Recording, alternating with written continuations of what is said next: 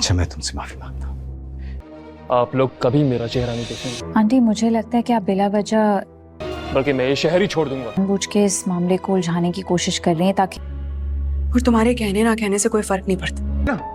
क्या जरूरत थी उल्टी सीधी बात उनके दिमाग में डालने की? सीरियल लाडली का आने वाला एपिसोड बहुत ही इंटरेस्टिंग होने वाला है। आने वाले एपिसोड में आप देखेंगे कि नाजो और उसकी माँ आप सुंदस के साथ नई चाल चलेंगे। उन्हें इसके बारे में मालूम है कि सुंदस तो कैसे भी करके इस घर में आ ही गई है और अरसल भी हमारी बातों में नहीं आएगा, तो अब यही मौका है कि इस बात का फायदा उठाया जाए। यानी कि वो अरसल की नजरों में इतना अच्छा हो जाएंगे कि अरसल खुद ही सुंदस को बुरा भला कहने लगेगा। आने वाले एपिसोड के स्टार्टिंग सीन में आप देखेंगे कि सुंदस की अरसल के साथ शादी के बाद जैसे ही सुंदस अपने रूम में होगी तो नाजो आएगी उसके पास और आकर कहेगी, इतना सब होने के बाद भी तुम इस शादी के लिए मान गई। तो वो उसे कहेगी कि नाजो, ये शादी बड़ों के फैसले के साथ हुई है और अंकल आंटी जब राजी है और मेरे माँ बाप, तो फिर हमें क्या मसला होना चाहिए। इस पर वो उसे कहेगी कि जबरदस्ती राजी करवाया गया है, तुम नहीं जानती कि रिश्ते के बाद कितना कुछ फेस करना पड़ा है अम्मी को। नेक्स्ट सीन में आप देखेंगे कि सुंदस अरसल को कहेगी कि नाजो का रवैया मेरे साथ बिल्कुल भी ठीक नहीं है और ना ही वो मरम भाभी के साथ ठीक थी। जिस पर वो उसे कहेगा कि जिस तरह से तुम मेरी बीवी हो, ये रिश्ता मुझे अजीज है, वैसे ही बाकी रिश्ते भी मुझे बहुत अजीज हैं। सुंदस, अगर इस घर में तुम्हें रहना है तो मैं सबके साथ अच्छे तरीके से चलना होगा और सबकी इज्जत करनी होगी।